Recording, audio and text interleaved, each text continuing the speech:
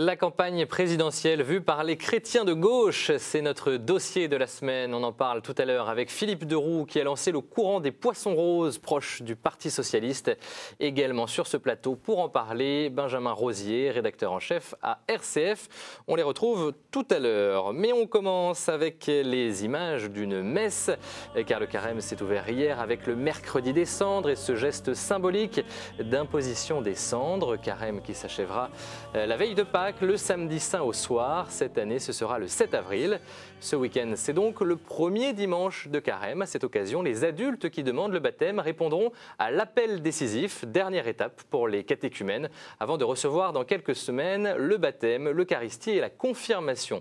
Nous avons rencontré l'un de ces catéchumènes, son portrait en images. Vendeur dans une pâtisserie, à 38 ans, Steve va faire un grand pas, il va recevoir le baptême. J-3 avant l'appel décisif, ses impressions. Un très grand soulagement, voilà, parce que je sais que ça va c'est un renouveau.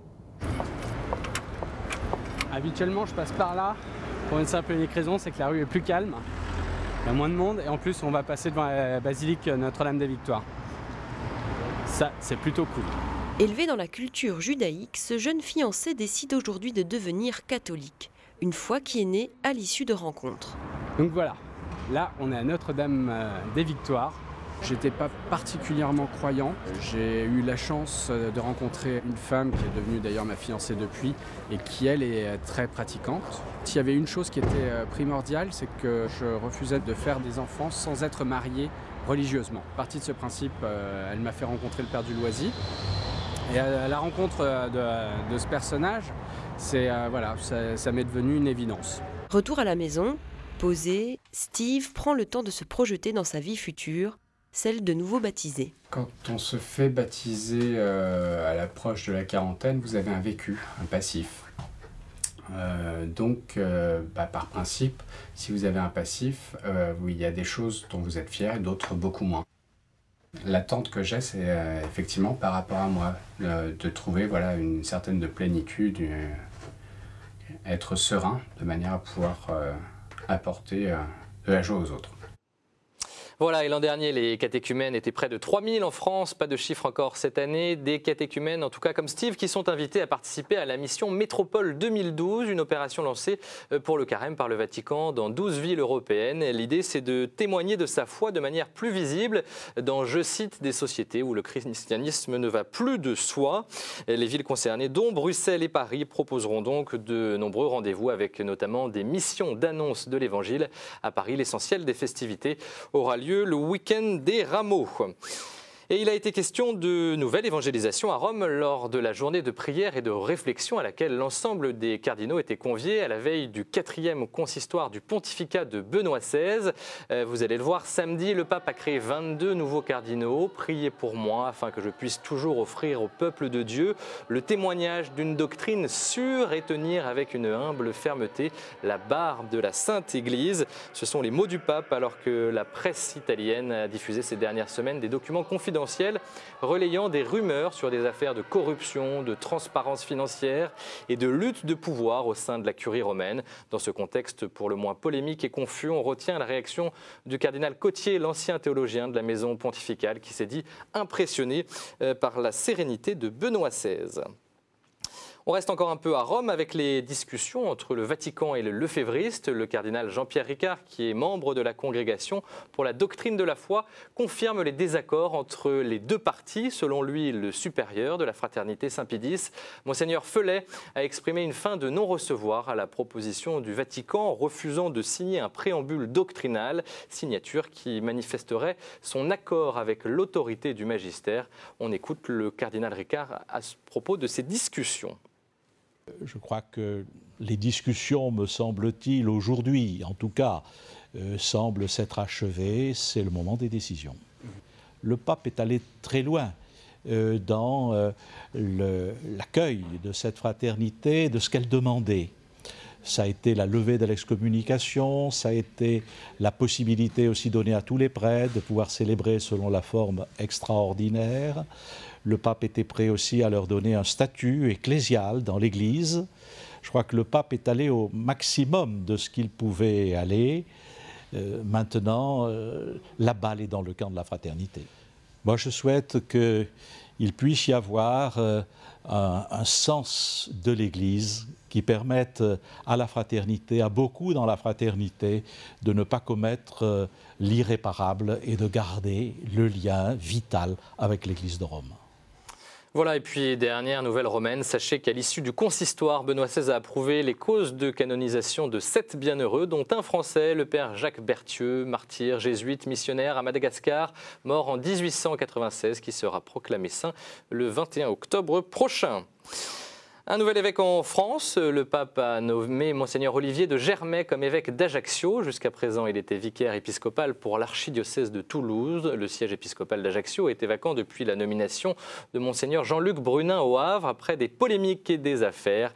L'Église en Corse a connu récemment des histoires difficiles, mais à travers l'appel de l'Église, je sais que le Christ donne la grâce. C'est ce que le nouvel évêque nous a confié aujourd'hui par téléphone. Il sera ordonné le 14 avril. La politique et la campagne présidentielle maintenant, on en parle régulièrement ici même. De nombreuses associations et collectifs chrétiens sont attentifs aux différents programmes. Cette semaine, coup de projecteur sur le Secours catholique qui va à la rencontre des candidats à la présidentielle. Après Eva Joly, c'était hier soir au tour de François Bayrou. On regarde ce reportage. C'est avec ce document qui reprend ses revendications qu'une délégation du Secours catholique s'est rendue au QG de campagne du MoDem. Je pense que dans ce débat aujourd'hui des élections, il n'y a pas assez de paroles des gens directement concernés. Et nous essayons de porter la parole des gens directement engagés dans la grande pauvreté. Le Secours catholique qui pose des questions aux candidats, nous essayons de publier les réponses qui nous sont données, mais surtout, si vous voulez, on essaye d'attirer, d'éveiller leur attention sur ces situations de grande pauvreté qui ne sont pas au cœur de la campagne électorale. Parmi les différents points d'attention que le Secours catholique met en évidence, les principaux sont la pauvreté, la solitude ou la place des étrangers dans la société. Toutes les idées qui m'ont été proposées, notamment les idées qui touchent aux personnes déboutées du droit d'asile, mais qui en réalité sont là quand même sur le territoire, et à qui on interdit tout travail, ce qui est une absurdité, ce qui fait qu'il coûte à la société au lieu de lui rapporter. Toutes ces idées-là, pour moi, sont très frappantes et nous nous retrouvons sur ces idées. Le Secours catholique est bien décidé à se faire entendre sur ces questions de solidarité, même si Nicolas Sarkozy et François Hollande n'ont pas encore accepté de les recevoir. Voilà, et puis hier, François Hollande a annoncé qu'il autoriserait, s'il a été élu, la recherche sur les cellules souches embryonnaires. On en reparle tout à l'heure dans notre dossier. Ce sera l'un des grands événements du 850e anniversaire de la cathédrale Notre-Dame de Paris. En 2013, la cathédrale aura 8 nouvelles cloches, ce qui est loin d'être anodin puisque la fonction des cloches est d'abord liturgique et leur son n'était plus en harmonie avec le bourdon de la cathédrale. On regarde ce reportage.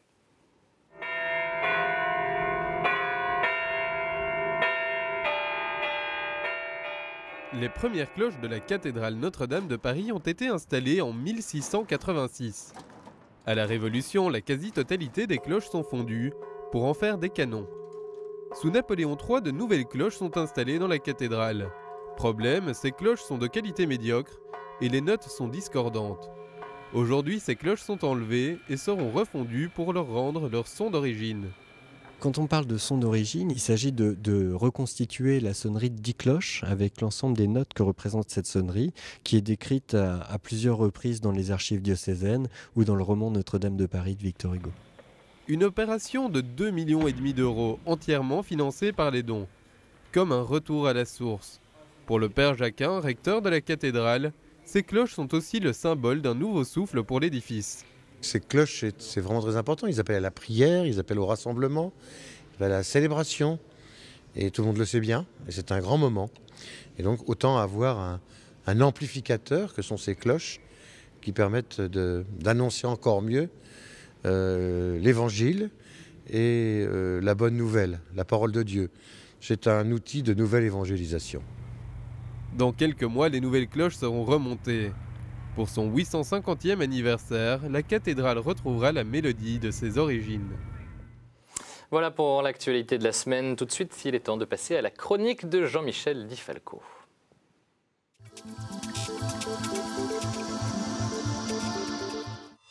Bonjour. Il ne vous a évidemment pas échappé que nous sommes en l'an 2012. Je me souviens, lorsque j'étais enfant et que nous parlions entre nous de l'an 2000, combien cette date, pourtant si lointaine, titillait notre imagination. Ce serait l'ère de tous les possibles, toute l'humanité mangerait à sa faim et vivrait dans la dignité, tous les peuples seraient en paix, les maladies seraient vaincues, l'homme voyagerait dans l'espace à la recherche d'autres planètes habitées ou habitables, et les progrès scientifiques feraient de l'homme un demi-dieu. L'an 2000 a été franchi il y a 12 ans déjà, et il nous faut bien renoncer à nos rêves merveilleux pour affronter le cauchemar de la réalité quotidienne. Plus d'1 milliard d'hommes et de femmes et d'enfants souffrent de la faim dans le monde. Non seulement toutes les maladies ne sont pas vaincues, mais de nouveaux virus surgissent. Les peuples ne vivent pas en paix et chaque jour, d'autres conflits éclatent. Que sont devenus nos rêves anticipant les années 2000 ? Regardez ce qui se passe en Syrie, où un tyran sanguinaire assassine son peuple, torture et tue ses enfants avec des armes bien plus efficaces qu'un Hérode donnant l'ordre de tuer tous les premiers-nés. Jusqu'à quand ceux qui auraient le pouvoir de faire cesser ce massacre se contenteront de le commenter passivement ? Demain, nous ne pourrons pas prétendre que nous ne savions pas, comme disaient certains à propos du régime nazi qui traitait les Juifs comme du bétail. Mais revenons en France. Depuis des mois, des centaines d'hommes et de femmes ne peuvent plus se loger, ne peuvent plus se chauffer, ne peuvent plus se soigner, ne peuvent plus manger correctement. Des hommes et des femmes perdent leur emploi et ne savent plus comment ils pourront subvenir aux besoins de leurs enfants. Le nombre de celles et ceux qui sont dans cette situation grandit d'heure en heure. Peut-on vivre dignement aujourd'hui en France avec un SMIC ? Nous savons bien que non. Et pendant ce temps-là, les candidats au présidentiel se chamaillent sur la cour de récréation médiatico-électorale, tandis que le public voudrait savoir à coup de sondage et avant l'heure qui portera sur ses épaules l'avenir de notre pays et le sort des victimes de la crise. Frédéric Ozanam, vous vous souvenez, le fondateur des conférences de Saint-Vincent-de-Paul, voici ce qu'il écrivait en 1836. La question qui divise les hommes de nos jours n'est plus une question de forme politique. C'est une question sociale. C'est de savoir qui l'emportera de l'esprit d'égoïsme ou de l'esprit de sacrifice. Si la société ne sera qu'une grande exploitation au profit des plus forts ou une consécration de chacun au service de tous. Il y a beaucoup d'hommes qui ont trop et qui veulent avoir encore. Il y en a beaucoup plus d'autres qui n'ont rien et qui veulent prendre si on ne leur donne rien. Entre ces deux classes d'hommes, une lutte se prépare et cette lutte menace d'être terrible. D'un côté, la puissance de l'or, de l'autre, la puissance du désespoir. À méditer, non ? À bientôt. À bientôt, Monseigneur. Tout de suite, quelques-unes de vos hebdos chrétiens ce jeudi.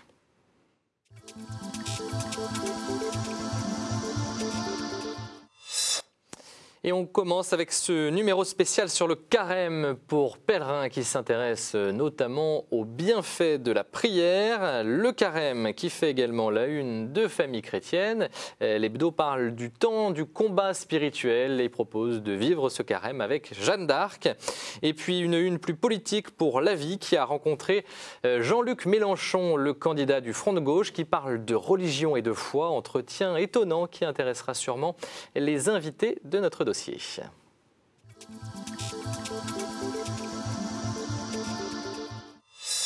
Et l'un de nos deux invités est ce qu'on appelle un poisson rose chrétien et proche du Parti socialiste, Philippe de Roux. Bonsoir. Bonsoir. Vous êtes donc l'un des fondateurs de ce courant des poissons roses. On va voir ce que c'est dans un instant. Mais avant, je voudrais présenter sur ce plateau Benjamin Rosier. Bonsoir. Bonsoir, rédacteur en chef à RCF. Vous rejoignez l'équipe des éditorialistes qui viennent régulièrement sur ce plateau. Donc, bienvenue. Philippe de Roux, donc une première question toute simple. C'est quoi un poisson rose et quelle est sa vocation ? Un poisson rose, l'objectif, ce sont des gens qui ont compris que la créativité, pour sortir du modèle économique un peu ambiant dans lequel on est, se situe plutôt à gauche. On en est intimement persuadé. Voilà, on peut en discuter. Mais en revanche, on pense que d'un point de vue de l'éthique sociale, tous les sujets qui touchent justement à l'embryon, qui touchent à l'avortement, qui touchent au divorce, qui touchent à l'accueil du handicap, etc., eh bien on pense qu'il y a quelque chose à ouvrir à gauche de l'ordre d'un débat dépassionné, apaisé, et pour faire comprendre que tout est lié.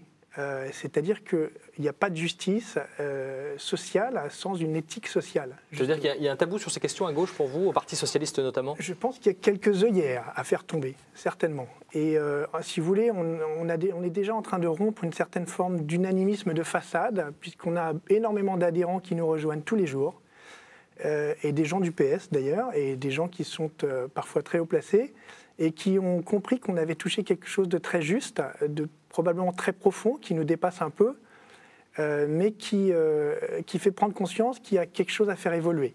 Voilà. Alors, l'actualité, c'est, on le disait dans la partie journal de cette émission, la proposition de François Hollande, en tout cas, qui a dit que s'il était élu, eh ben, il autoriserait la recherche sur l'embryon. Voilà. Comment vous réagissez, vous, en tant que chrétien et proche du Parti socialiste? Est-ce que quelque chose qui vous choque? Alors, si vous voulez, nous déjà, les poissons roses, on ne s'est pas encore officiellement prononcé pour tel ou tel candidat. C'est vrai qu'on a très envie d'aller à gauche parce qu'on pense que les mouvements qui sont derrière sont porteurs de tout un tas de messages, vraiment d'un point de vue économique, et on y croit beaucoup. Sur l'embryon, sur tous ces sujets-là, on a envie d'ouvrir un débat. Et on pense que le débat n'a pas encore été posé. Et d'ailleurs, on ne comprend pas pourquoi ce genre de sujet arrive à ce stade de la campagne. Ça sera des choses qu'il faudra discuter après à l'Assemblée. Et on aimerait que, particulièrement à gauche, les députés puissent voter en conscience. C'est-à-dire que la clause de conscience puisse être invoquée et que les débats ne soient pas clivants. Pour nous, il faut sortir de l'ornière du clivage sur les valeurs, d'ailleurs, dans lequel Sarkozy voudrait faire aller la gauche. Pour nous, et il faut parler de la crise économique, de sortir, de restaurer la confiance et le lien qui est un fondement, si vous voulez, économique. Hein, et donc, il faut pouvoir en sortir et justement sortir de ce débat sur l'ornière, qui est une ornière, pardon, sur les valeurs. Voilà. Benjamin, votre regard peut-être sur cette initiative intéressante? Oui, alors c'est vrai que quand on pense à la question économique et sociale, on se dit, bon, très bien, les poissons roses, quand on connaît un petit peu la doctrine sociale de l'Église, qu'on se penche sur elle, on voit les réserves par rapport à un certain libéralisme, hein, puisque clairement, sur le plan économique et social, votre combat, c'est l'idéologie libérale. Par contre, on se pose un peu la question justement sur l'aspect valeur et surtout sur les positions éthiques, donc famille, notamment aussi le mariage homosexuel et l'adoption d'enfants par les couples homosexuels. Bien sûr, donc vous l'avez dit, la recherche sur les cellules souches embryonnaires, voilà. Et puis il y a encore d'autres choses, la question de l'euthanasie. Comment vous comptez faire pour que votre voix soit prise en compte? Parce que ces positions sont dans les engagements de François Hollande. Je serais très surpris qu'ils reviennent dessus. Comment vous comptez faire pour vraiment vous inscrire comme un courant au sein du PS? Alors, si vous voulez, en fait, ce qu'on veut ne pas faire, c'est être un énième think tank et un énième lobby qui va essayer de peser de manière plus ou moins efficace. Bon. Nous, ce qu'on veut montrer, c'est que c'est une lame de fond, qu'il y a beaucoup de gens qui veulent nous rejoindre et qu'on ne représente pas seulement un pourcentage ridicule de la population, comme on pourrait le croire.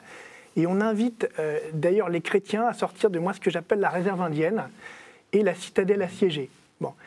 Il faut que les chrétiens qui sont très, très, très impliqués au niveau associatif se redéploient dans le champ politique et des deux côtés du rivage politique, sachant que pour nous, la vérité en démocratie se situe dans l'alternance. Voilà. Et que donc cette alternance, il faut aussi la préparer. Il faut sortir de cette espèce de vision un peu monarchique, un peu voilà.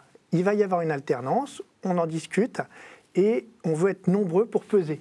Voilà. On veut créer un mouvement politique et transformer l'essai.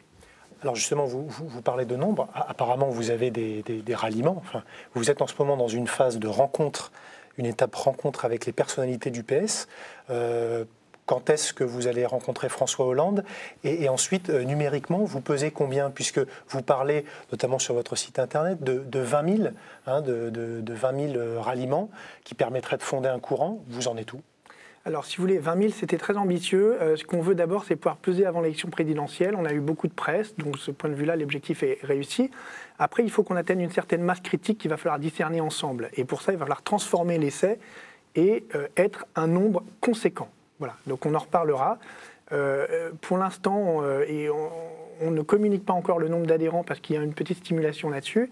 Mais il y a des nouveaux adhérents tous les jours et c'est plusieurs centaines, quoi. Et déjà, on sent qu'en discutant avec des responsables politiques, ça les frappe, quoi. Alors, cas pratique justement. Je reviens sur cette question des cellules souches embryonnaires. Concrètement, est-ce que vous avez l'impression qu'à gauche, au Parti socialiste, il y a des gens qui se retrouvent dans vos valeurs? Oui, tout à fait. Sur ce point-là en particulier. Oui, bien sûr. On a rencontré, si vous voulez, Jean-Pierre Mignard hier, qui est un avocat, qui est candidat dans une circonscription à Marseille, qui est très proche de François Hollande. Et évidemment, sur ces sujets-là, on peut se retrouver. D'ailleurs, je note que sur les cellules souches, c'était plutôt des lobbies de droite qui poussaient initialement et pas les lobbies à gauche. Bon. Donc, je suis étonné que ce sujet soit abordé maintenant. Pour nous, si vous voulez, l'embryon, la recherche sur l'embryon, c'est aussi une conséquence de l'idéologie libérale, dans le sens où il est moins cher de travailler sur des embryons humains que sur des embryons de vaches. Donc là, on est très sévère là-dessus. Pour nous, c'est aussi important. On touche à quelque chose de l'ordre d'un tabou qu'on ne peut pas briser. Voilà. Et donc, on voudrait pouvoir en discuter, mais encore une fois, on pense qu'on discute mieux de manière apaisée, à la même table, plutôt que du haut du donjon sur la citadelle. Voilà. Et donc, on veut être à cette table. Alors, chez de grandes personnalités du PS, quels sont les échos? Est-ce que vous pouvez nous en dire un petit peu plus, nous dévoiler leurs réponses, leurs réactions par rapport à votre posture? C'est important. Voilà. Hein. Bien sûr. Alors, on veut à la fois des gens de la base, si vous voulez. On a des gens qui viennent vraiment de la France entière. On a eu des conversations avec des gens du PS, vraiment de la France entière. Et puis, en termes de personnalité, si vous voulez, vous êtes lyonnais. On a envie de pouvoir transposer ce débat lyonnais un peu apaisé au niveau de la France, si vous voulez. Et on a discuté longuement avec Gérard Collomb, qui nous a reçus de manière très courtoise et puis très attentionnée. On sentait qu'on avait touché quelque chose de profond. Et voilà, et je pense qu'on continuera nos conversations avec lui. Et dans les proches de François Hollande, dans l'équipe de campagne un peu resserrée, je pense par exemple à Pierre Moscovici ou Michel Sapin, qui sont des proches, est-ce que vous avez des relais? Est-ce que là, vous arrivez aussi à entretenir des relations efficaces ou en tout cas à trouver quelque chose? Si vous voulez, en fait, on marche à notre rythme. Nous, on a un projet qui est professionnel, qui correspond à un besoin. Si les gens veulent bosser avec nous, très bien. S'ils ne veulent pas, ce n'est pas grave. Bon. C'est eux qui sont venus nous chercher pour l'instant, si vous voulez. Nous, voilà, on avance tranquillement, on a des choses à dire. Il ne faut pas non plus se laisser stresser par le fait qu'on a une campagne, etc. Les choses se vont jouer dans les mois qui viennent. Et j'invite aussi les chrétiens à sortir de la peur et à sortir de cette espèce de... Voilà, à faire sortir un peu la vapeur de la cocotte. Voilà, tranquillement, on discute et on a le temps. Voilà. Benjamin. En même temps, si votre voix n'est pas prise en compte, parce que vous dites clairement aussi... on a choisi la gauche, mais il faut que notre voix soit prise en compte pour qu'on la soutienne lors de ces élections. Si ce n'est pas le cas et que ça fait flop, excusez-moi, qu'est-ce que vous faites? Vous arrêtez? Non, on sera capable de le dire, si vous voulez. Oui, on le portera différemment. Il est évident que si les conditions du débat, en tout cas que nous réclamons, ne sont pas réunies, et qui en plus sont bénéfiques pour la gauche, si vous voulez, pour nous, il faut sortir de l'ornière de cette espèce de combat sur les valeurs qui n'a pas lieu d'être pour l'instant, et qui devrait dépasser les partis. Bon. Si on n'est pas capable d'obtenir un dialogue ouvert et un réel débat et qu'on peut pointer une certaine forme de sectarisme, on sera capable d'aller en parler dans la presse et d'en discuter aussi calmement en disant, ben voilà, on voulait parler, on est jeune, on a plein d'énergie, on a plein d'idées, comment se fait-il qu'on n'ait pas pu avancer? On posera la question. Sur la question de l'euthanasie, plutôt l'accompagnement de fin de vie, le candidat François Hollande parle donc d'accompagner cette fin de vie dans la dignité. Est-ce que vous avez été surpris par le fait que le candidat socialiste relance cette question-là? Est-ce que c'est quelque chose quand même qui vous gêne pas un petit peu par rapport à votre positionnement et à votre démarche? Alors si vous voulez, notre angle d'attaque, il est très clair. Il faut renouer le lien et la confiance. Or, l'euthanasie pour nous, comme d'autres sujets, est une question de justice sociale. Si vous voulez, en ouvrant la porte à cette pratique, on ouvre la porte à ce qu'une personne précarisée dans un coin d'hôpital soit euthanasiée contre son gré. Et donc, pour nous, si vous voulez, on n'est pas dans le débat de nature, on est dans le débat de justice. Et je pourrais dire la même chose, si vous voulez, pour le sujet de l'avortement. Il y a 220 000 avortements en France. Comment se fait-il qu'on ne réfléchisse pas aux femmes en situation de précarité qui voudraient garder leur enfant, mais dont les conditions ne le permettent pas? Et ça nous paraît extrêmement essentiel de pouvoir travailler pour que ces femmes puissent mener leur grossesse à leur terme, si elles le veulent. Et on pense que le PS sera le mieux placé même s'il ne le sait pas encore, pour travailler sur ces sujets-là et faire les arbitrages budgétaires qui seront les plus cohérents. Et le candidat du PS a fait 60 propositions dans son programme. Vous êtes d'accord sur quelle proportion de ces propositions? Sur la plupart, si vous voulez. On est d'accord sur la plupart des propositions. Et je note aussi que François Hollande, depuis le début, même avant les primaires, avait beaucoup insisté sur les jeunes générations. Et on pense qu'il va falloir faire des arbitrages difficiles, si vous voulez, entre les générations qui sont plus détentrices d'épargne et les jeunes générations qui sont porteuses des futurs emplois, de la créativité, etc. Je ne dis pas que les anciens ne sont pas créatifs, mais que du coup, il va falloir faire des choix, sachant que la dette est trop lourde. Voilà. Eh bien, ce seront les mots de la fin. Il nous reste 10 secondes. Le temps de conclure. Merci à tous les deux d'avoir été sur ce plateau d'À la source. À très vite sur KTO. Merci.